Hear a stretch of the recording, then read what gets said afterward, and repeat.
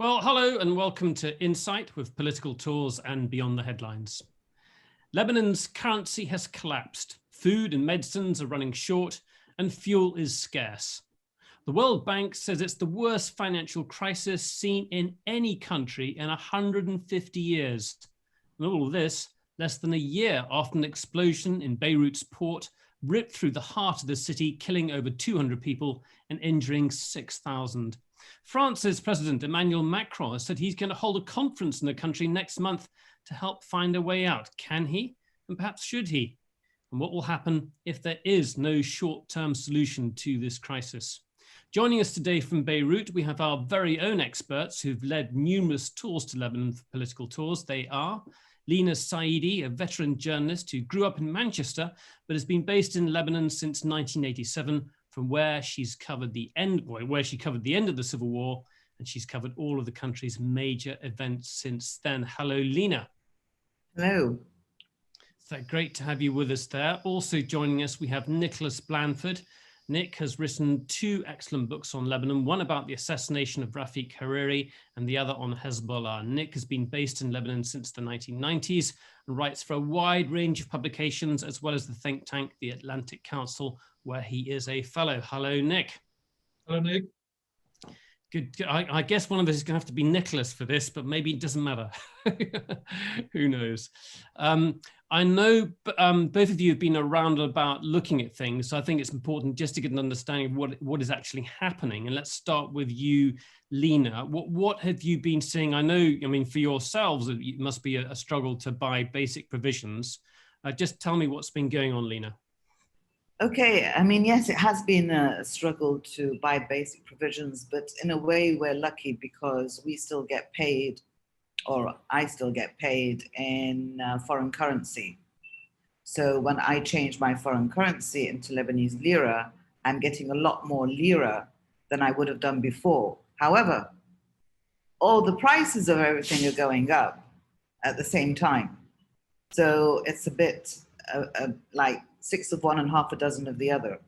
Yeah, so ordinary people are seeing rapid inflation, but very, very sharp increases in prices. Absolutely. I was in Tripoli last week, and Tripoli is the second largest city in Lebanon. It's in the north, and it's always been the most sort of, in a way, impoverished part of the country.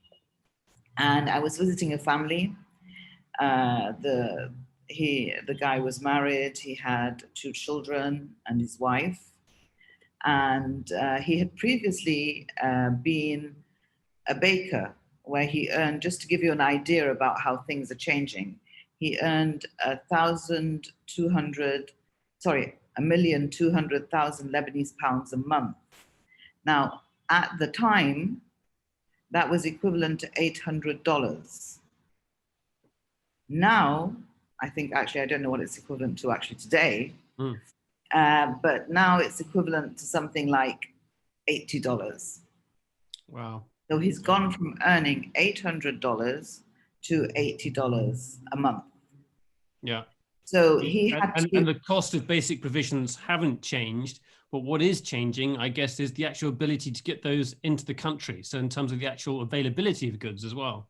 Yes. I mean, no. Because the cost of provisions has also changed.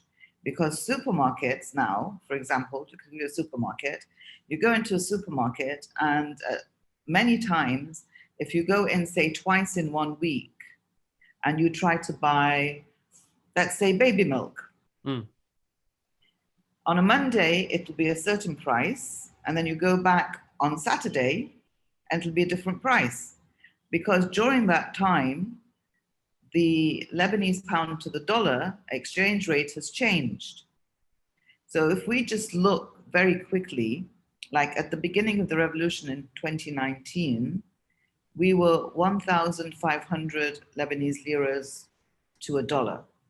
Today, I'm going to get my phone because everybody now has on their phone a dollar exchange app, which looks something like, I don't know, can you see it if I put it up? Yeah, go on, hold up. It tells you how the exchange rate is during the day.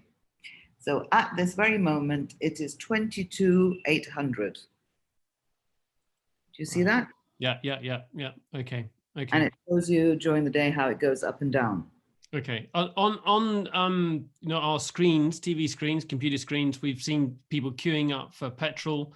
What have you been seeing, just in terms of, you talked about the supermarket, but if you want to get hold of things like, you talked about baby milk, I guess medicines must be affected, things that people really do need to live. Yes, absolutely. I have, below my house, I live in an apartment building, which is 7 floors. Then there's another apartment building next to mine. And then after that, we have a petrol station. Well, for the past month and a half, I have not been able to drive out of my building. I've had to park my car on the other side of the highway because the petrol queues in front of my house stay from, I think people start queuing at like 4 in the morning until the petrol station runs out of petrol, which is usually mid-afternoon. And the queues are so long, they go round the block and further. We're talking like a mile-long queue. We're talking about 2 rows of cars. We're talking about motorcycles. We're talking about people 7, 5, whatever, 4 hours in the heat, waiting. And then they get to the petrol station, and some petrol stations aren't even filling up the whole tank. They just give them, say, that much petrol, like a quarter tank. Yeah. Or they get to the petrol station and the petrol station says, oh, sorry, we've just run out, we're closing. And of course, tempers are hot, and I was going to say, are tempers fraying? Are we seeing any sort of sense of, things can get very volatile, not to the extent of sort of fighting breaking out, but we know that there's huge history of strong protest movements. Are we seeing people getting angry on the streets? Yes, we are seeing people getting angry, but we also have a huge, I would like to call it, it's almost like people are just so exhausted. They have to think about petrol, and they have to think about food prices, and they have to look for medicine.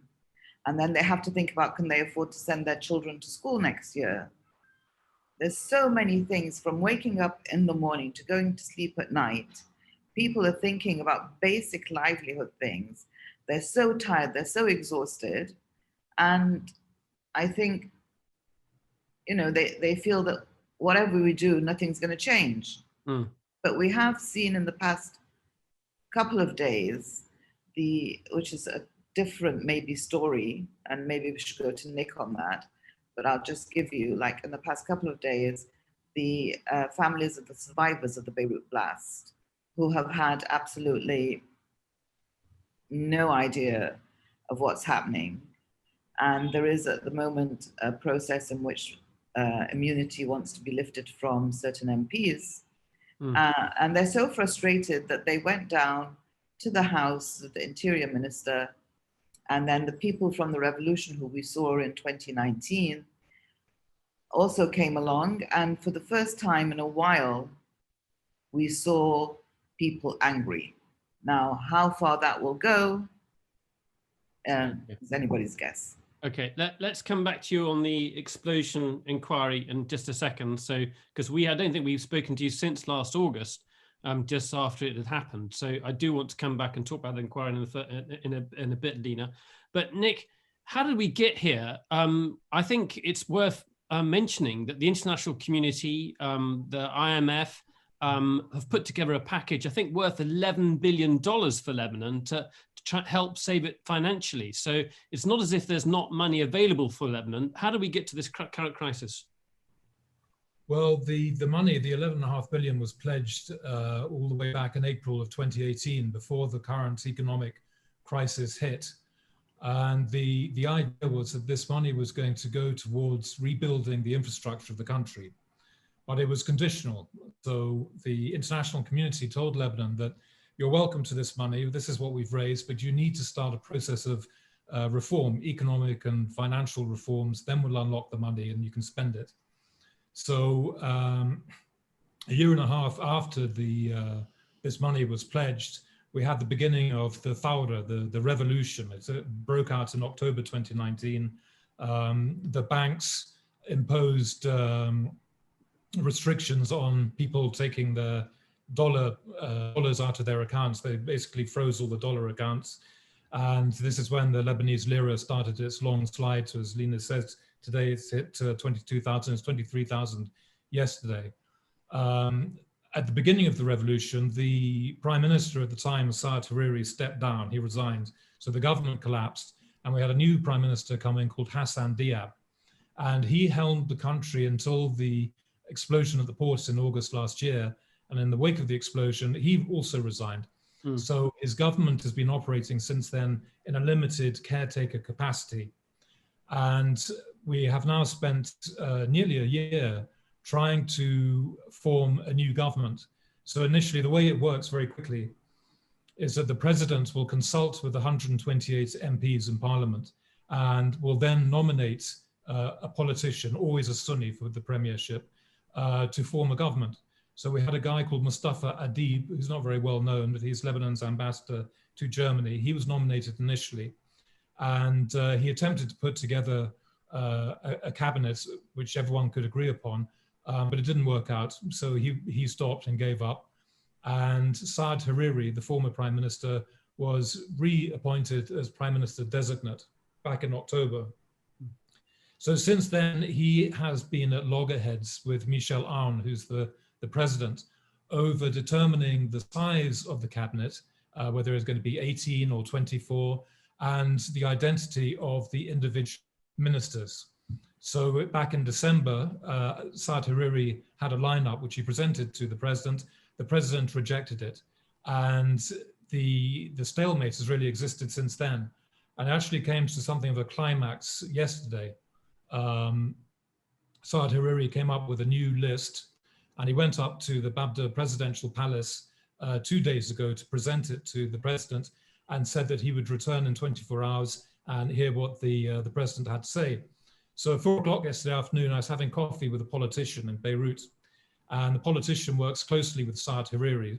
Hariri had gone up to the presidential palace to hear what Aoun had to say.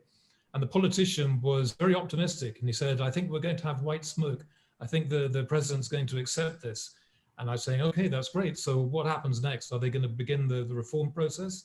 And the politician was saying, yes, they're going to agree with the IMF on the size of the Lebanon's debt.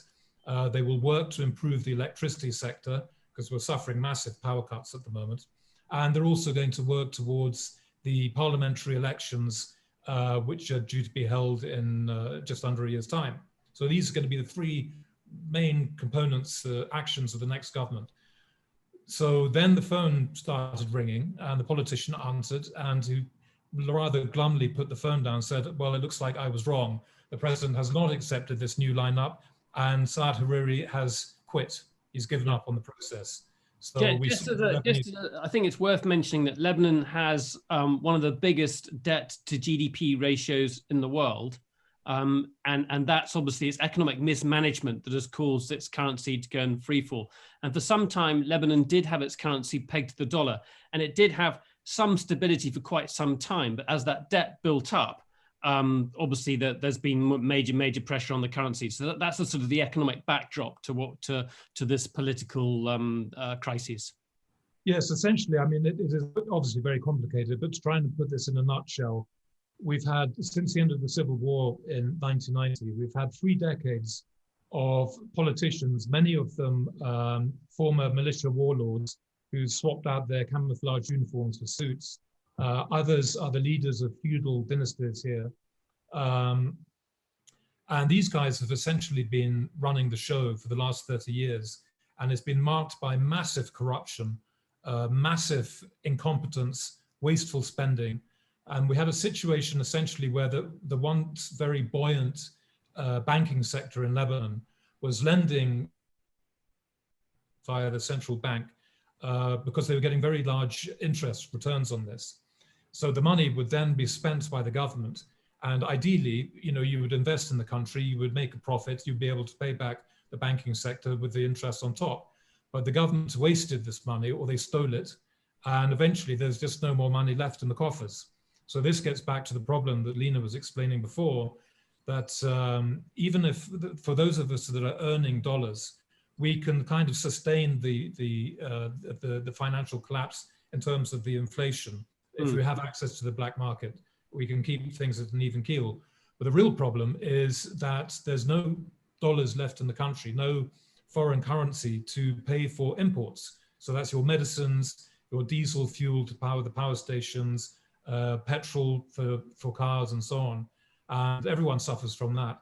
So yeah, it's a pretty grim situation. Okay, Leena, let's come back to you. Let's talk about the explosion last year, and just the I don't want to use the fallout, perhaps the wrong word, but I think we remember the images of that just going through that wave, destroying many of those glass-fronted buildings. The destruction was enormous, but the anger that followed after this was clearly the finger was pointed at government. It was the way that the fertilizer that was being stored at this port was stored there, and the failure to basically to deal with it through the court process. What's happened since then? Because people were incredibly fed up with the government over that, and it seemed to symbolize government's ineffectiveness. Absolutely. And unfortunately, I hate to say, but not much has happened. Where 1 year later almost, well, just short of 1 year, we will be on August 4th. And this is an investigation that is not just ongoing, but really hasn't gone very far. We had a judge, an investigative judge, because we follow the French system, and I'm not going to explain that. Yeah. But basically the investigative judge investigates before they actually prosecute. Yeah. So the investigative judge, the first one, was around for a number of months. And at one stage he left, he quit. And everybody was like, how can he quit? And the reason was given, it was because he had a conflict of interest, which people really did not believe. And since then we've heard that he received threats. And I think his family decided that this was not for him. And anyway, long story short, we get another investigative judge. He has to go back the 6 months that the other guy had been investigating, and he goes forward. And he seems to be, very correct and very proper, meets with the families of the survivors, and everything's going okay.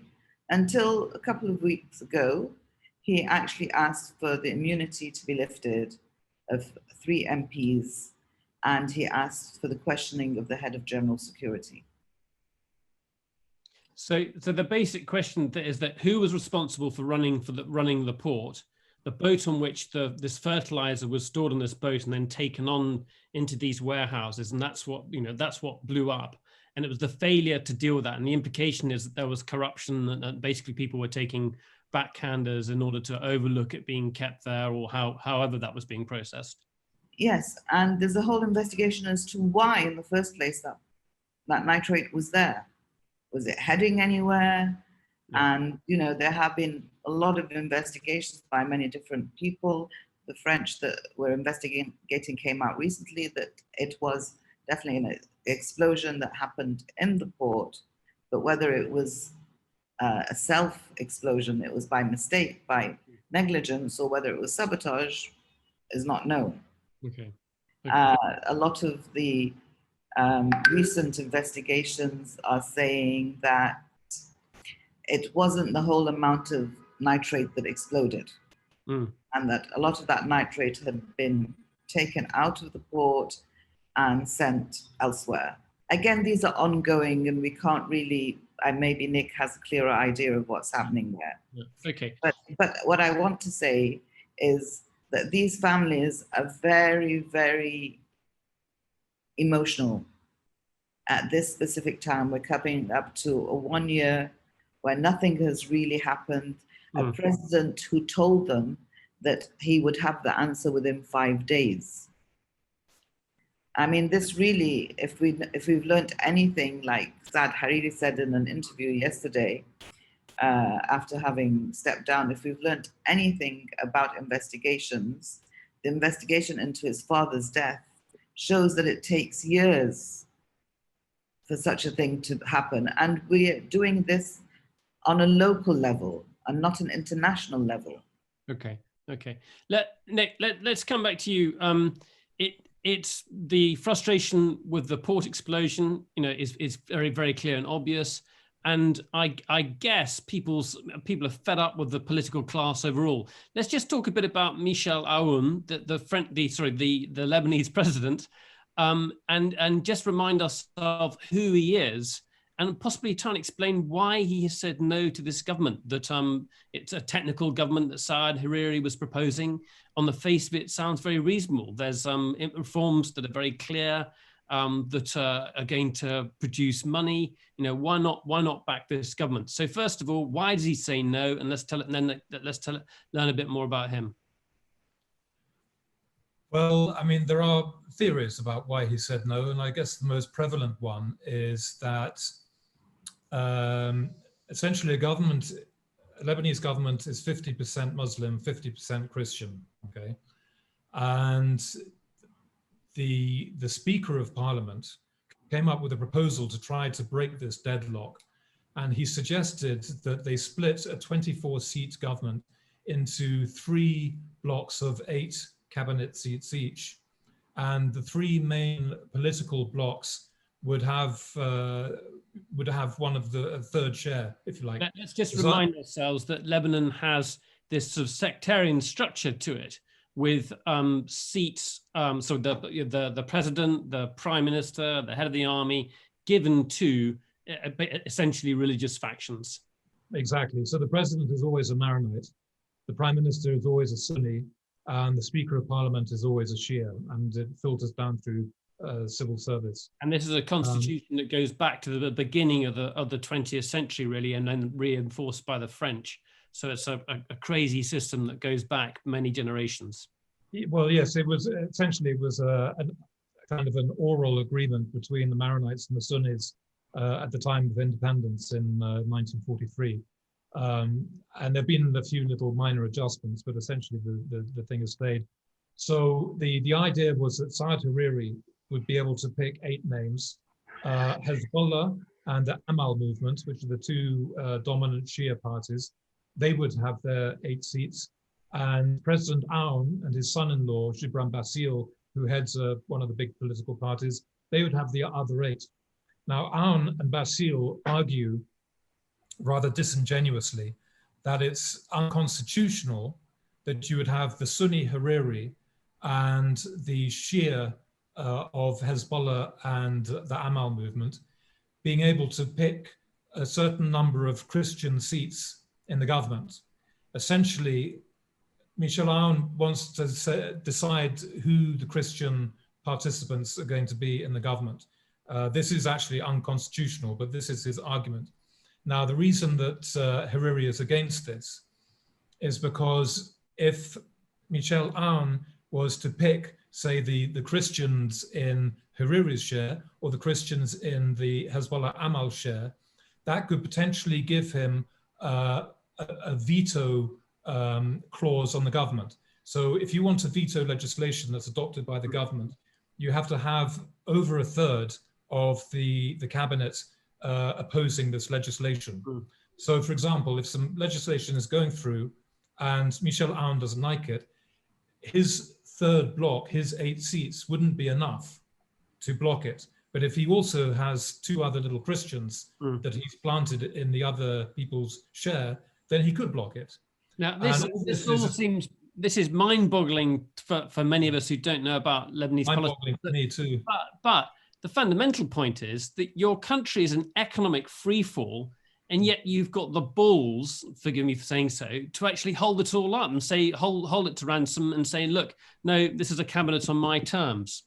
Yes, you're absolutely right. That is exactly what it is. The Lebanon and the Lebanese people are being held hostage to the political ambitions of Gibran Bassil, who wants to succeed his father-in-law in a 1.5 years' time as president. And Gibran Bassil, I should mention, was sanctioned by the United States last year under the Global Magnitsky Act, which is reserved for people engaged in acts of gross and blatant corruption. So Gibran Bassil is extremely corrupt, and he's probably the most detested politician in the country.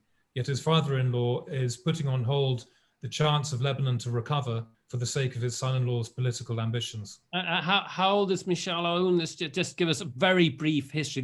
He was formerly the head of the army, Lebanese army, at the end of the civil war, in conflict with Syria. Is he in his late 80s? How old is he now? I think he's in his mid-80s. I mean, these people just don't die.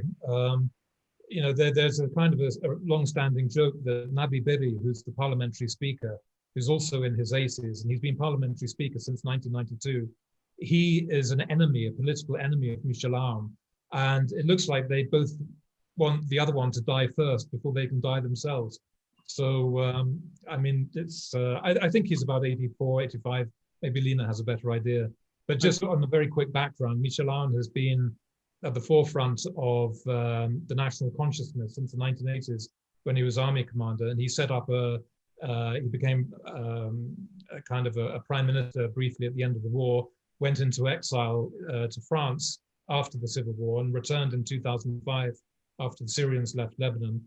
And he did a kind of a political volte-face. He used to be against the Syrian presence in Lebanon. He used to be against Hezbollah.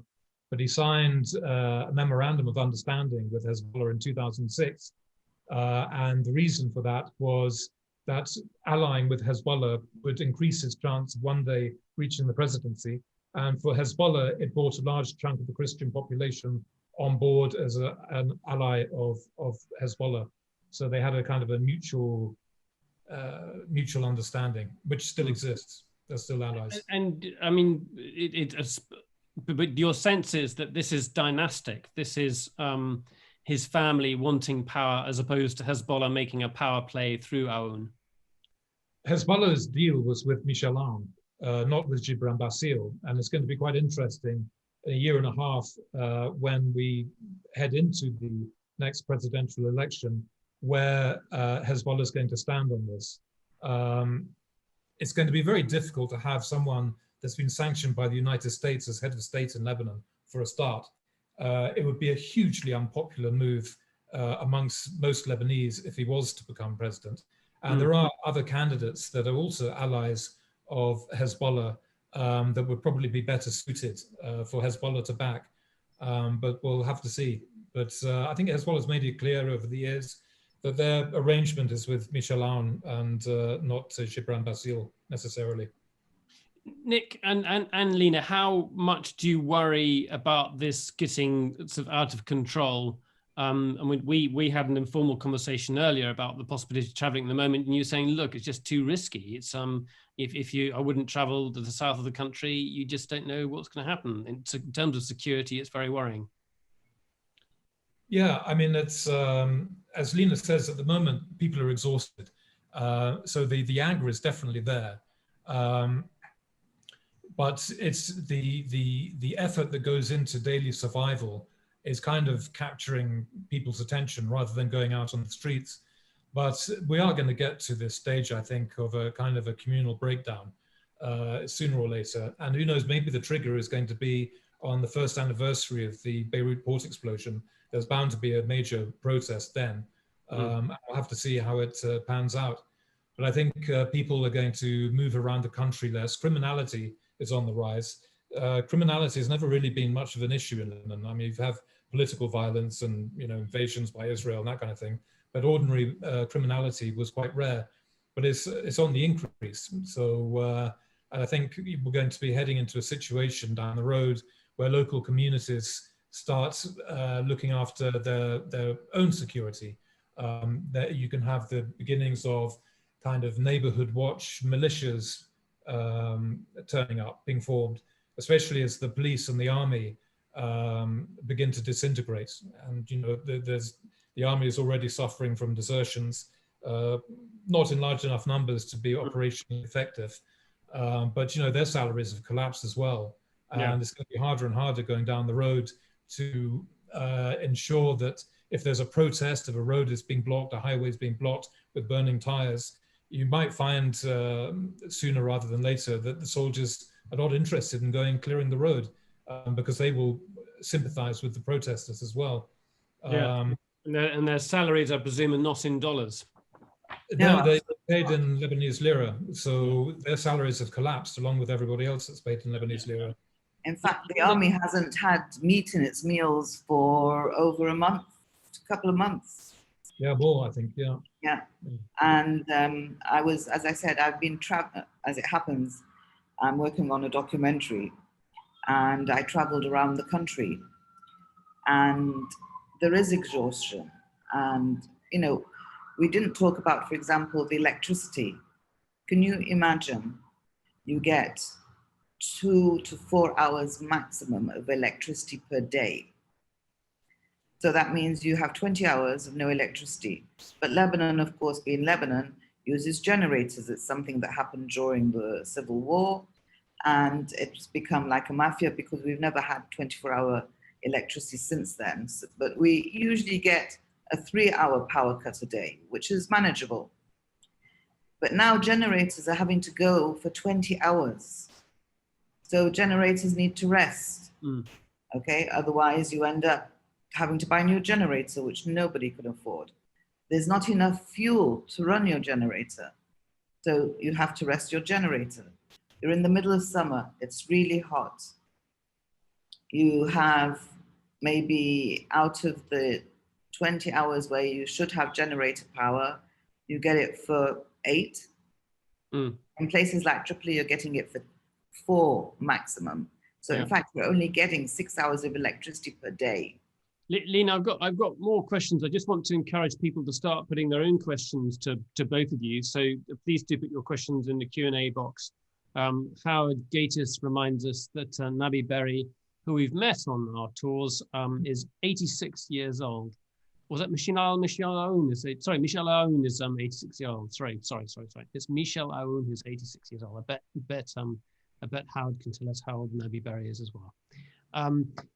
Leena, what's the situation in the camps? And when I say the camps, I actually mean both the Palestinian camps, which can be very, very crowded, as we've seen, but also Lebanon is home to 1.5 million Syrian refugees. And how are they getting by at the moment? They're not. It's very simple that if the situation is bad for the Lebanese, it's worse for the refugees. The Palestinian camps, which we've been to, Sabra and Shatila, on our tours, again, you have this overwhelming. I mean, they used to being poor, but they've become so poor. I mean, to give you an example, like Lebanese middle class almost doesn't exist anymore. The Lebanese middle class has become poor. So the people who were poor have become poorer, and they live on handouts. And they live on NGOs. And NGOs, in fact, if it wasn't for Lebanese NGOs, we wouldn't have got reconstruction from the port blast. We wouldn't be having food parcels for the people who can't afford food. There are NGOs that distribute just bread every day. Bread has gone up, has increased in price 6 times in this year alone, a loaf of bread. Yeah, terrible. Let's start bringing in some questions now. So we'll just bring up Hookie Walker in a second. So Harold Walker, we'll have him in. We'll just have that connection in a moment. I'll just wait for a second. Yeah, go ahead, Hookie. Go ahead. My question, I'm afraid, is a very trite one. It used to be argued by Lebanese officials and others that the sectarian system in Lebanon was a very valuable one because it allowed everybody in a divided country to have their say. Well, present events on top of what's happened in Iraq since 2003, I suggest, has put the kibosh on that idea. Sectarian systems are never a good idea. Does the panel agree? Yeah, okay. Hookie, can you just tell us a bit about you? Because there's some people here who might not know. Well, I'm a very old former British diplomat who learned his Arabic in Lebanon in the 50s and who was ambassador in Iraq in the 80s. So I'm totally out of date, but have a great affection for Lebanon. Very good. And so that was at that famed school up in the mountains. Yeah. Shemlan, yes. Nick, I mean, I get my additional question to that is are there any chance of that system being replaced in a month's time? We've got Emmanuel Macron using the date of the port explosion to convene a conference in Lebanon, where I presume he thinks he can bang heads together. But the sectarian system will remain. It seems very difficult to sort of get around that. It is extremely difficult to get around that, but it's a sclerotic system. I mean, it's when you have to have consensus all the time, nothing gets done, and this is in part the deadlock we have about the government formation is to an extent a good example of this notion that you have to have consensus before you can do anything.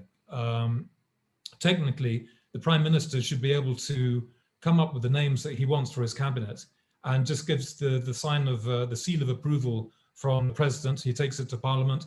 Parliament has a debate and ratifies the new government, and they get on with it. But this can't happen under the current slavish devotion to achieving consensus all the time. The civil war ended with the Ta'if agreement, which was supposed to change in part the sectarian system, but the key components of the Ta'if agreement were never implemented anyway. And trying to change the system is extremely difficult. I mean, you do now have quite a robust opposition that has emerged since October 2019. There are voices out there that do genuinely want change, perhaps too many voices at the moment, and there is a lack of unity and coordination. But there are efforts now underway to try to bring the various opposition groupings into a sort of a solid whole, so that they can prepare some kind of electoral platform going into the parliamentary elections next year. But I think that's going to be the only hope going down the road, is that on the one hand, you'll have the current generation of politicians literally dying off at some point. Michel Aoun, as we now know, is 86, Nabi Berri is in his 80s, and so on and so forth. So there'll be a combination of that, but also, hopefully, if the opposition can really get their act together and start to win seats in Parliament in the next elections, it could be the beginning of a gradual process to try and change the system. But it's going to take a long time, and it's going to be very difficult, and there's going to be a lot of pushback from the entrenched political establishment. And Nick, how are the French sort of greeted in terms of trying to force a solution? I mean, there are good comparisons. You might say in other conflicts or situations where there's been a crisis, you take away those politicians. I can think of Dayton in Bosnia. You can think of many other political agreements where politicians have got together, statesmen have got together, and they've come up with a different constitutional settlement in some cases. Is that something that's got legs at all? Do you see any interest in that kind of thing, or do we think that this is going to be Lebanon is going to be happy to deal with things themselves? I can't see a Ta'if 2 kind of agreements emerging at the moment. President Macron came up with this initiative, kind of a step-by-step initiative, in the wake of the Beirut port explosion last year. And he announced this on September the 1st last year, which was the day of the 100th, the centenary of Lebanon's existence. And the first step was to form a government within 15 days. So by September 15th, step one, we should have had a government. But obviously, we're almost a year later. We still haven't even achieved step one. We've had the French foreign minister, Yves Le Drian, has been coming here repeatedly. And there's almost, he's quoted almost once a week, kind of wringing his hands in the air in frustration at these venal politicians in Lebanon who simply cannot and will not get their act together. I mean, I think it's going to take much tougher action, frankly, to get things moving. The French President Macron, frankly, has been humiliated by the Lebanese political class that have paid lip service to his initiative, but have done absolutely nothing to begin implementing it. Yeah, okay. So I'd just like to say something here. I'd like to add, I mean, I agree with Nick to a certain extent. We interviewed one of the young activists who was 24 years old, and she was still, she had hope. And we were like, everything you've said is not hopeful. So how do you still have hope? And she basically said, I'm 24 and they're in their 80s. They can die and I'm going to still be here. But having said that, I think also we do have a lot of young and not so young activists and people who are forming an opposition. Unfortunately, it's very difficult to get these people to group together and be strong. And there's also a fear that there might not even be elections next year if the parliament decide to extend their mandate for some reason, like security or what have you, which they have done before. Yeah. And also, if we do get some people in, yes, it is the first step, but it's such a small and such a long-winded thing that a lot of people believe on the streets that the only way forward will be eventually through violence. Yeah. But not a civil war. There is this, it's worth mentioning, there's this sort of generational rift. There's this sense of politicians from the Civil War, that's an inherited political system, and younger people being completely fed up with that. And that's not just your middle class, educated kids in Beirut. It is people, throughout the country in Tripoli, Sidon, who are no longer as wed as their parents would be to that system. Is that fair to say, Nick? Yeah, I mean, we've been down this road before. Back in 2005, when Rafik Hariri, Saad Hariri's father, was assassinated, and it triggered this huge protest movement against the Syrians, against the Syrian domination of Lebanon at the time. And it culminated, of course, in the Syrian troop withdrawal in April of that year. But you had a very strong elements within the sort of the Beirut Spring of young students, and they were camping out in downtown Beirut, week after week, protest camps and so on. And after the Syrians left, the Lebanese began preparing for parliamentary elections, and a lot of these young activists were hoping to, use the protest movement as a springboard to start getting more engaged in mainstream politics. But the moment the Syrians are gone, the political parties basically cold-shouldered all these young activists. And I remember writing an article maybe 3 or 4 years after all that, going to try and find some of the activists from the spring of 2005. They'd all gone.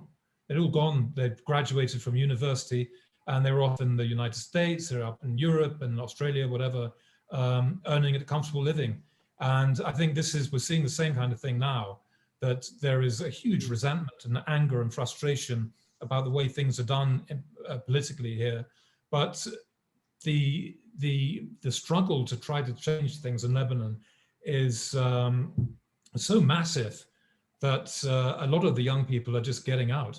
My teenage children, a lot of their friends have left Lebanon. They left the school, left universities. Their parents have gone off to Canada or Europe or whatever.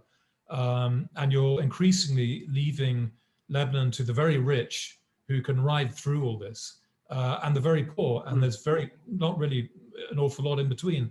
As Leena said, the middle class is getting poorer and poorer, and those that can leave are leaving. Okay, so Simon Jackson, I think your question has been answered earlier on, but I will come back to you before we get to the end of the hour. Let's go to Yuri Vent. Yuri, you there? Go ahead, Yuri. Yuri's in Australia, and maybe the sound's taking a while to get here, but there is Yuri. Hello, Yuri. Hi. Oops, sorry. Greetings. It's fine. Just your voice is fine. That's fine.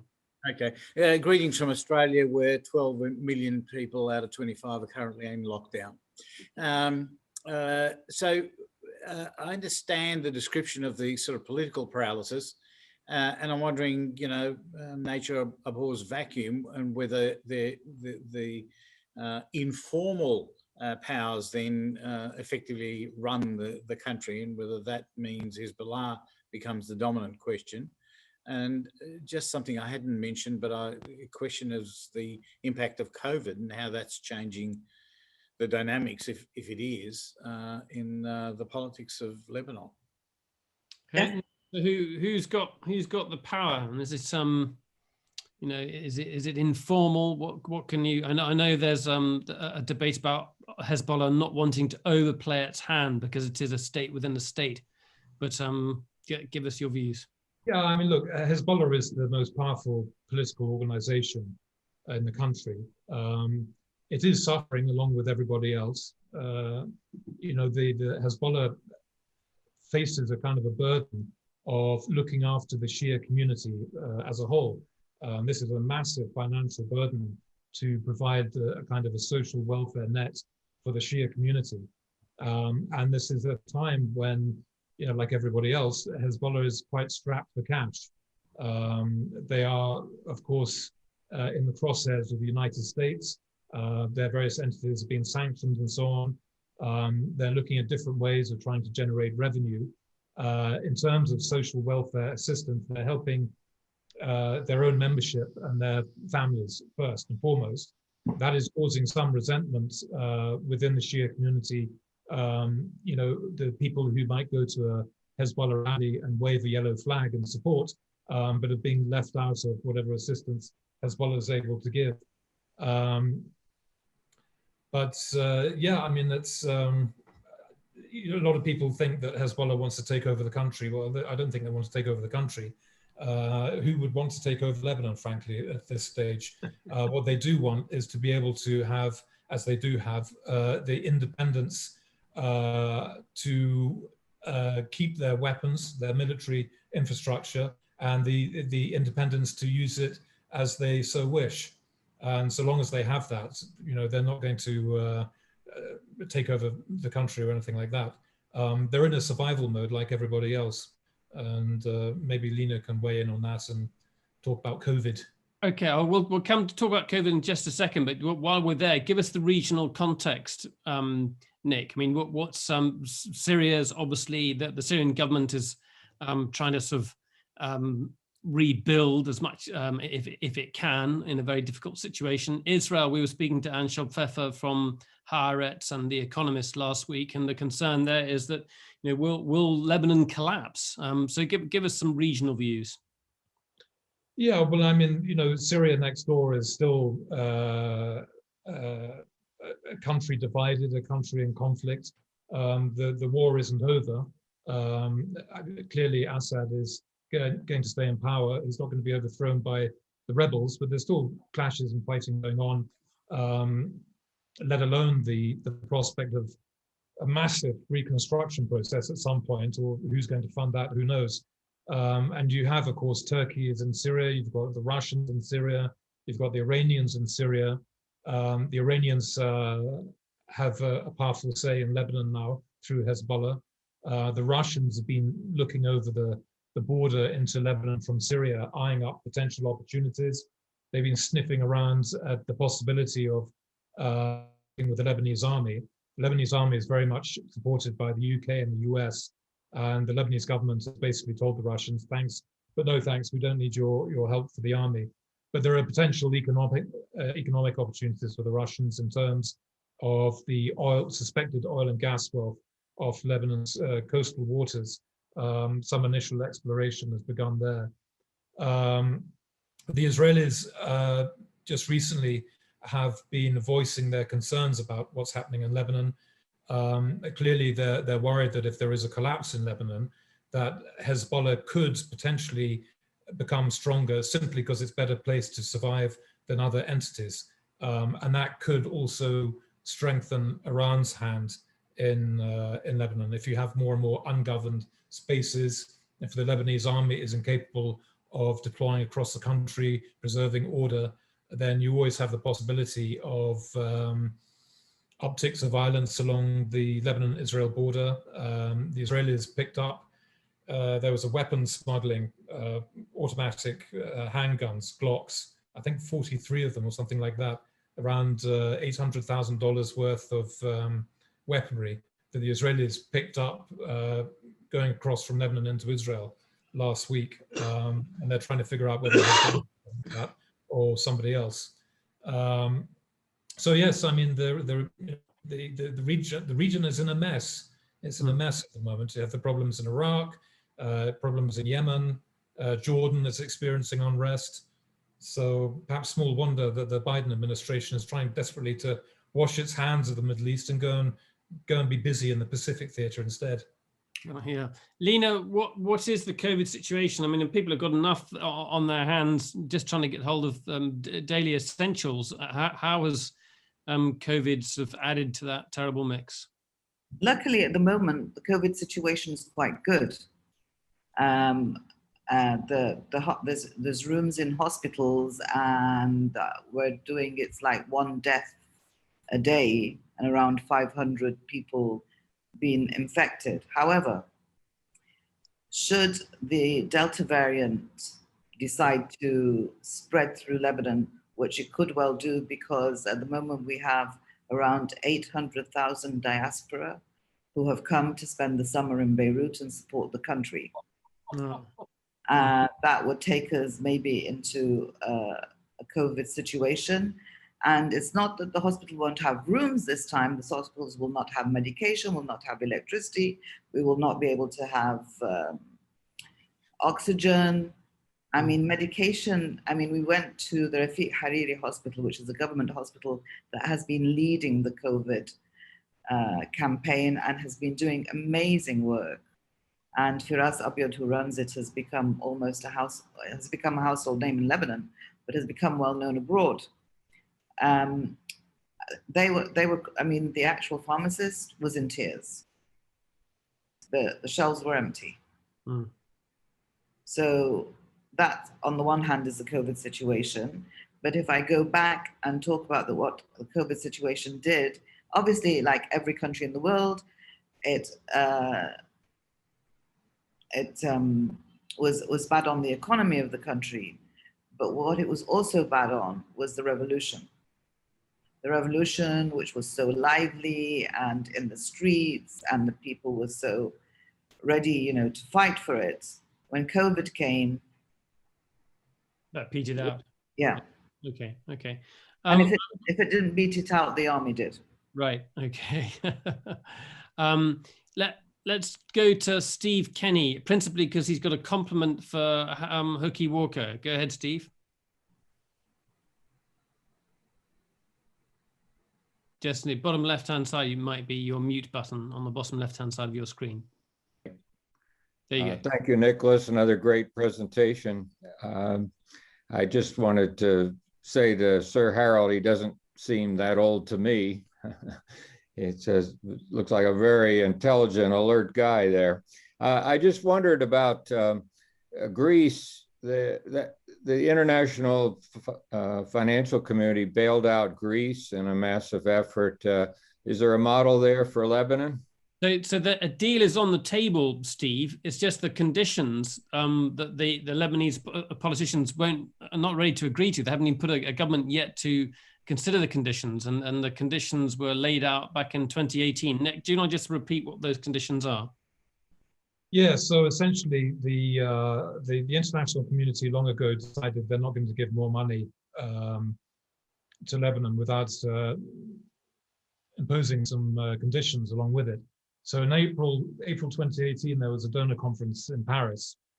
They raised $11.5 billion in pledges to help rebuild the infrastructure, but it was conditional upon reforms. And those reforms never came, so the money's just sitting in Paris, wherever. And we're in the same situation now, whereby there is a lot of international goodwill for Lebanon. People want to help, but they're not going to give Lebanon a free lunch. The Lebanese have to help themselves first before the rest of the world will step in. So before the Beirut port explosion last year, when the Hassan Diab government was, before it resigned, it began negotiating with the IMF for some kind of rescue package.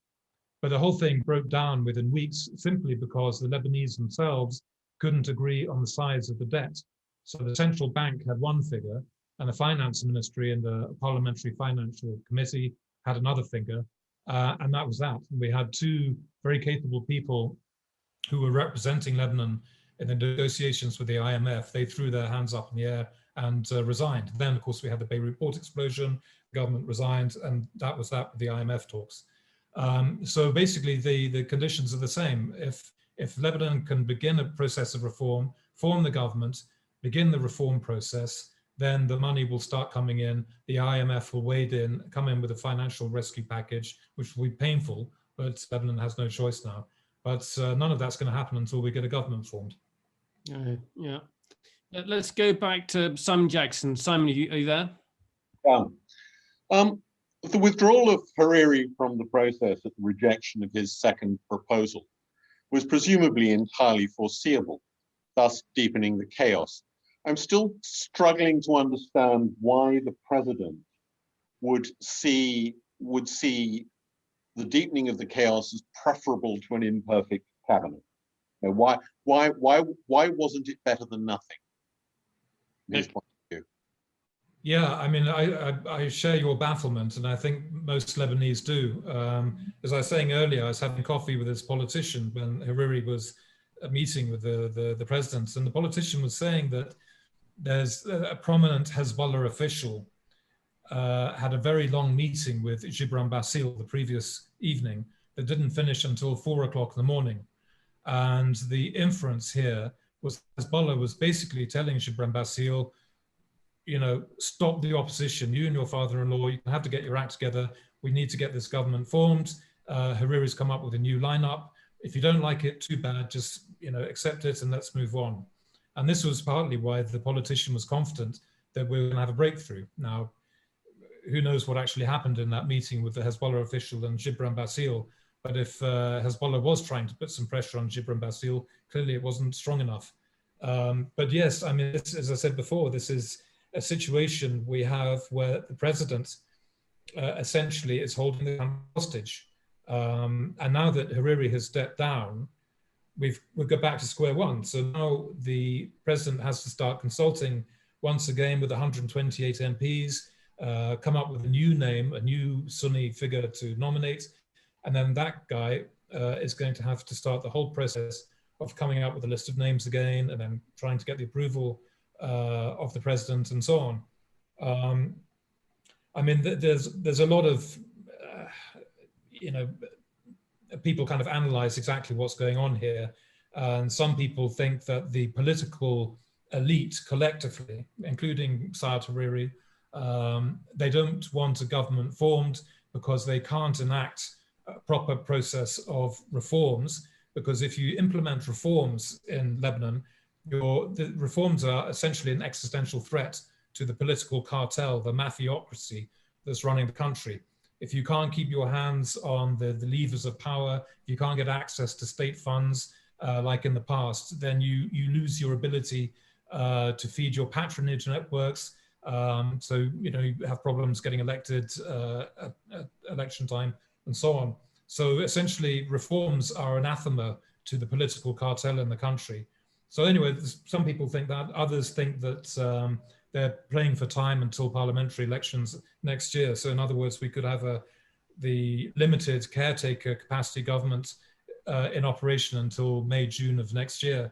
As Leena says, it's not guaranteed that there will be elections. It's happened before. Parliament can easily extend sight to the crisis in the country. It's not the time to organize elections right now. We'll postpone it for a year or two.